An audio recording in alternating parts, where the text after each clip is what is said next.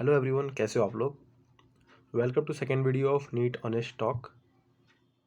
इस बार इस वीडियो में जैसे कि मेरे एक बच्चे ने मेरे से पूछा हुआ था कि भैया आपने कैसे उम्मीद बैच को कैसे यूटिलाइज़ किया, तो उसके ऊपर मैं बताने वाला हूँ कि उम्मीद बैच को मैं कैसे फुल्ली यूटिलाइज़ किया मैंने। तो काइंड ऑफ ऐसा था कि उम्मीद बैच स्टार्ट तो मई के एंड में या फिर मई में स्टार्ट हो गया था, जहाँ तक मुझे डेट याद नहीं है।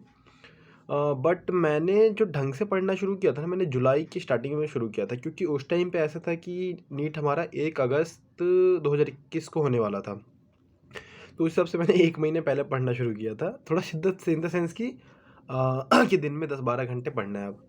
तो उसके बाद 1 जुलाई के बाद ही मैंने पढ़ना शुरू किया था ढंग से। तो उस टाइम पे जब मैंने पढ़ना शुरू किया तो मैं क्या करता था कि मॉर्निंग में उठ करके पहले मैं बायो का एक चैप्टर पढ़ लेता था। बायो का कोई भी चैप्टर रीड कर लिया, या तो बायो का चैप्टर रीड कर लिया, या चैप्टर पहले से पढ़ा हुआ है तो उसके क्वेश्चन कर लिए, ठीक है। उसके बाद मैं 11 बजे के बाद, 11 मॉर्निंग में पढ़ लिया तो नहा धो के 11, अगर नहाना धोना तो ठीक है, नहीं तो 11 बजे के बाद, 11 बजे के बाद मैं लेक्चर लेना शुरू करता था। 11 बजे से लेकर के एक डेढ़ बजे तक, 11 बजे से लेकर के एक डेढ़ बजे तक लेक्चर लेता था मैं।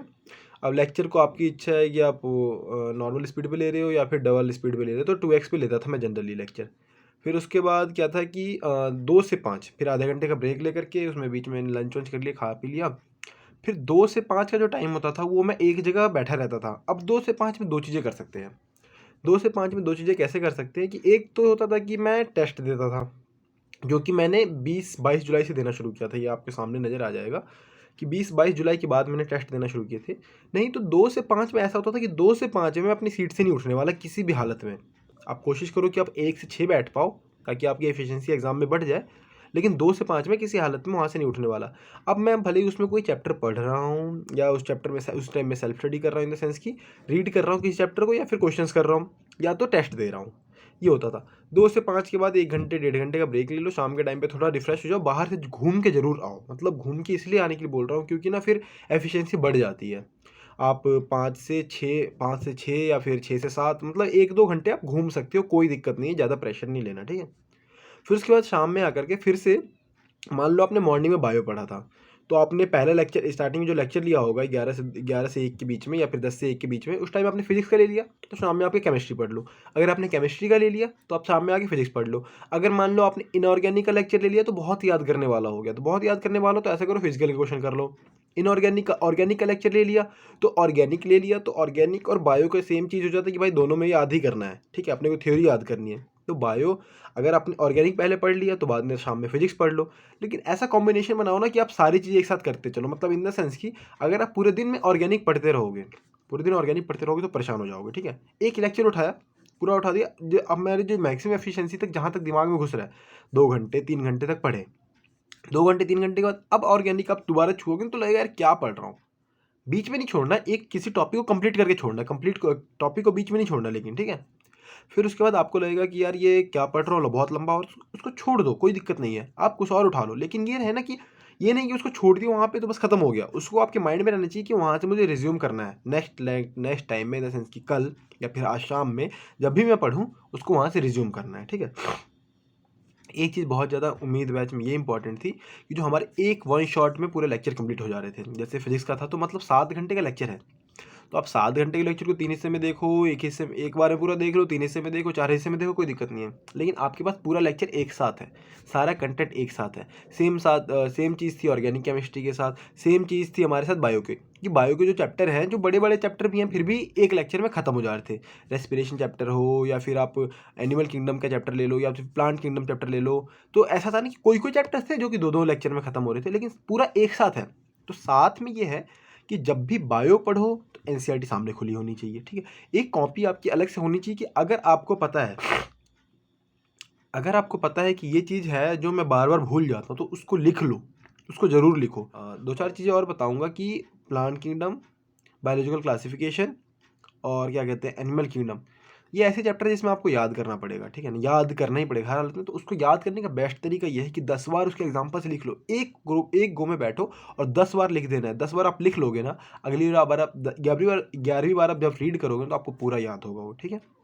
उसके बाद उम्मीद बैच में फ़ायदा ये था कि जब सारी चीज़ें आपको एक साथ मिल रही है, तो मेरा एक मतलब मेरे पास ये थोड़ा एज ये था ना कि मैं किसी चैप्टर को किसी भी थ्रू कभी भी पढ़ सकता था, इन द सेंस कि मान लो कि मुझे कोई चैप्टर बहुत अच्छे से आता है, उसका लेक्चर हो चुका है, लेकिन अभी जो लेटेस्ट लेक्चर चल रहा है, जो अभी आज स्ट्रीम हुआ है, वो मेरे को नहीं आता था, तो मैं पुराना वाला लेक्चर छोड़ करके मैं इस लेक्चर को पहले देख लूँगा। मतलब मैं अपने हिसाब से पैटर्न बना लूँगा कि मुझे ये पहले देखना है या वो बाद में देखना है, ठीक है?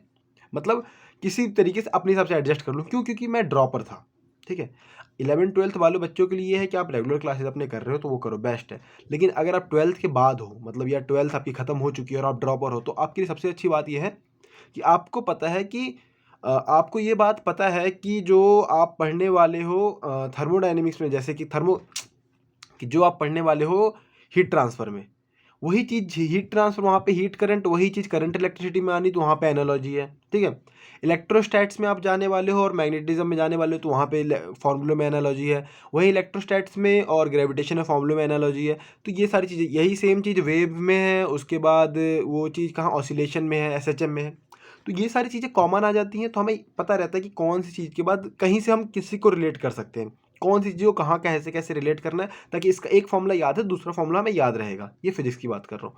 केमिस्ट्री में सबसे ज़्यादा इंपॉर्टेंट जीओसी है। जीओसी को आप किसी हालत में नहीं छोड़ सकते, मतलब जीओसी को 3-4 बार पढ़ो। जीओसी के लेक्चर को 3-4 बार देखो। मतलब ऐसा नहीं कि आप हर बार लिखो, नहीं।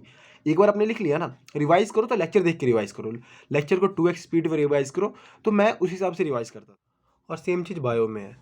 मतलब बायो में ऐसा है कि आप उस बायो के चैप्टर को जितनी बार रीड करोगे, जितनी बार एनसीईआरटी रीड करोगे, उतने आप परफेक्शन पे जाओगे उस बायो के चैप्टर के लिए। मतलब आपको एनसीईआरटी के अलावा बायो में कुछ टच नहीं करना, कुछ भी नहीं टच करना। लेक्चर देखो, लेक्चर में अगर टीचर ने कुछ एक्स्ट्रा बता दिया, जैसे कि उम्मीद बैच में था कि सर तरुण सर थे, तो और क्या कहते हैं, तरुण सर थोड़ा एक्स्ट्रा बता देते थे, ठीक है? अब तरुण सर थोड़ा एक्स्ट्रा बता देते थे, तो क्या होता था कि अब कुछ एक्स्ट्रा में क्या बताते वो बताते थे कि अगर आप 11th के चैप्टर पढ़ रहे हो और वही एग्जाम्पल कहीं पर 12th में है उस चैप्टर से रिलेटेड, तो वो बताते थे एक्स्ट्रा। वो लगेगा 11th वाले बच्चों को, वो लगेगा 12th वाले बच्चों को कि यार एक्स्ट्रा क्या आ गया, लेकिन एक्स्ट्रा उनको नहीं लगेगा जिन्होंने 11th-12th पूरा पढ़ा हुआ है, समझे? तो सेम चीज़ बायो में थी। और सबसे बड़ी बात ये थी टेस्ट देना। मतलब ये आपको पूरा डेटा नज़र आ जाएगा कि देखो, मैंने टेस्ट देना शुरू किया था ये जुलाई की 20-22 तारीख से, ठीक है ना? 20-22 तारीख से मैंने टेस्ट देना शुरू किया और 20-22 तारीख से लेकर के 15 अगस्त तक मैंने अल्टरनेट डेज पे टेस्ट दिए। आपको स्कोर देख सकते हो, कभी बहुत कम है, कभी 600 के ऊपर है, कभी 515 भी है, तो सारे स्कोर्स देख सकते हो आप, ठीक है? तो ये था कि जो एक टेस्ट मेरा ये पैटर्न बन गया था कि किसी टेस्ट को मैं दे रहा था, तो एक टेस्ट में अच्छे नंबर आ रहे थे, फिर अगले टेस्ट में कम हो जा रहे थे, फिर टेस्ट में अच्छे नंबर आते थे, फिर अगले टेस्ट में कम हो जा रहे थे। तो ये चीज़ तो रहती रहेगी। और फिर लास्ट तक आते हुए देखो 580 के आसपास आकर के मैं कांस्टेंट हो गया था। अब उससे आगे बढ़ ही नहीं रहा था, उससे आगे बढ़ ही नहीं रहा था। तो सबसे जो टेस्ट पहले क्या था कि उसमें जो एंटी टेस्ट थे, एंटी थे आई गेस, उसमें टेस्ट में क्या था कि पहले सिर्फ 28 टेस्ट थे, बट जैसी नीट की डेट एक्सटेंड हो गई, जो 1 अगस्त को होनी थी वो 12 सितंबर को हो गई, तो फिर वो क्या हुआ कि उन्होंने 10 टेस्ट और बढ़ा दिए फिजिक्स वाला में, ठीक है? तो वो टेस्ट में फुल सिलेबस टेस्ट थे और वो कंटिन्यूसली टेस्ट देता गया और आप मार्क्स देख सकते हो कैसे कैसे प्रोग्रेस हुए, और फाइनली जो मार्क्स आपको पता है 666 पे पहुंच गया मैं, ठीक है? अब देखो, जब टेस्ट में देता था तो टेस्ट के टाइम पे 2 से 5 का जो टाइम है उसको मैं किसी हालत में नहीं, कहीं भी नहीं जाने देने वाला। मैं 2 से 5 में बैठूंगा ही हर हालत में। 2 से 5 वाला टाइम ना कहीं मेरा डिस्ट्रैक्शन होना चाहिए। वो अलग बात है कि आप 2 से 5 में आप टेस्ट साढ़े 4 घंटे टेस्ट साढ़े 4 बजे कंप्लीट कर लो। साढ़े 4 बजे कंप्लीट हो गया तो ठीक है, आप टेस्ट को उसके बाद जो 2 से 5 के बाद आप आधे घंटे का ब्रेक ले लो, 1 घंटे का ब्रेक ले लो, लेकिन उस टेस्ट को ज़रूर रिवाइज़ करो कि टेस्ट में क्या-क्या गलती थी। इंस्टेंटली रिवाइज़ करो और एक नोटबुक में ज़रूर लिखो, इसको नोटबुक में कि इस टेस्ट में ये गलती थी और ये फ़ॉर्मूला मैंने मिस किया था, या फिर ये चीज़ें मैंने मिस की थी कि मैं एक कॉन्सेप्ट यहाँ पे गलत लगा दिया, या फिर मुझे ये एग्ज़ाम्पल याद नहीं था, या फिर मैंने रिएक्शन का मैकेनिज़्म गलत सोच लिया। तो वो सारी चीज़ें आपको लिखनी है, मतलब हिंदी में लिखो, इंग्लिश में लिखो, लिखनी ज़रूर है, ठीक है ना? तो यही चीज़ें थी जो कि जिसने उम्मीद बैच को फुल्ली यूटिलाइज़ करवाया। और उम्मीद बैच को आप समझने के लिए सबसे बड़ी बात ये थी कि आपको ड्रॉपर तो बनना था, लेकिन मतलब ड्रॉपर होना चाहिए इन द सेंस कि मतलब आप 11th-12th ड्रॉपर नहीं भी हो तो भी 11th-12th आप पूरा पढ़ चुके हो, तो आप उसको पूरा पढ़ सकते हो, कोई दिक्कत नहीं है। बाकी और जो बातें थी कि एनालिसिस बहुत ज़्यादा ज़रूरी था, तो वो यूटिलाइजेशन करने का सबसे बड़ा फ़ायदा उम्मीद बैच का था कि एनालिसिस बहुत ज़रूरी था। और सबसे अच्छी बात थी कि एक साथ इकट्ठे थे, सारे कंटेंट एक साथ इकट्ठे थे, तो आपको जो लेक्चर देखना है, जहाँ वीकनेस है, उस लेक्चर को बार-बार देखो। पता है कि ये चैप्टर मेरे को नहीं समझ में आता, तो उस चैप्टर से डर के भागना नहीं है यार, उस चैप्टर को बार-बार देखना, इतनी बार देखना, इतनी बार 3-4 बार देख लो। और अभी जो है ना, टाइम जो बहुत ज़्यादा टाइम बचा आपके पास। मैंने कब बोला? मैंने बोला कि 1 जुलाई के बाद मैंने लेक्चर देखना शुरू किए थे फिज़िक्स वाला के। मतलब जो फिजिक्स वाला के जो अपनी उम्मीद बैच के लेक्चर थे, मैंने 1 जुलाई के बाद देखने शुरू किए हैं। और आप समझो कि आपके पास अभी कितना टाइम है। उस बात को रियलाइज़ करो कि इस टाइम अभी टाइम कितना, हमने कम से कम 6 महीने, जून से पहले किसी हालत में एग्ज़ाम नहीं होने वाला। जैसा हम देख रहे हैं कंडीशन क्या हो रखी है नीट यूजी काउंसलिंग और पीजी काउंसलिंग की, तो उसमें तो आप समझ ही लो कि हमारी काउंसलिंग कब होगी, फिर उनकी नई डेट कब देंगे, हमारा एडमिशन कब होगा, फिर वो नई डेट कब देंगे, रजिस्ट्रेशन की डेट कब देंगे और एग्ज़ाम की डेट कब देंगे, कुछ कर पता नहीं है। तो एटलीस्ट 6 महीने तो मान के चलो। तो न्यू ईयर से आप इस चीज़ को डिसाइड कर लो, ठीक है अभी कोई बात नहीं, 1-2 दिन ब्रेक ले लो, कोई दिक्कत नहीं है, पैनिक नहीं होना है। बस ये है कि मैं स्टार्ट करूँगा तो मैं उसको छोड़ने वाला नहीं हूँ। एक चीज़ और है कि हम स्टार्ट करते हैं तो पहले दिन से हम सोचते हैं कि 14 घंटे पढ़ूँगा मैं, बिल्कुल नहीं होने वाला ऐसा। जो मैं बोल रहा हूँ ना कि 1 जुलाई से मैंने पढ़ना शुरू किया, उसके लिए मुझे कम से कम, मैं पढ़ने की कोशिश मैं जनवरी से कर रहा था उस चीज़ के लिए। उस चीज़ के लिए पढ़ने की कोशिश मैं जनवरी से कर रहा था। कभी पढ़ता था, नहीं पढ़ता था, कभी बायो में पढ़ने का मन कर रहा है यार, देखने का मन नहीं करता था, चीज़ें ऊपर से जाती थी, तो देखने का बुक देखने का मन नहीं करता। लेकिन ये था ना कि लगे रहना ज़रूरी था। आप दिन में 2-3 घंटे 2-3 घंटे 2-3 घंटे पढ़ो। स्टार्टिंग में 2-3 घंटे से पढ़ना शुरू करो, ठीक है। आज सिर्फ एक टेस्ट दिया, उसको एनालाइज़ कर लिया, बस और कुछ नहीं। टेस्ट दिया, एनालाइज़ कर लिया, कौन-कौन से टॉपिक से था वो देख लिया कि हाँ ये टॉपिक थे। तो उससे ज़्यादा वो नहीं, ज़्यादा स्ट्रांगली उसमें नहीं जाना कि यार ये नहीं पढ़ा, वो नहीं पढ़ा, ये भी करना है, वो भी करना है, ऐसे नहीं करना।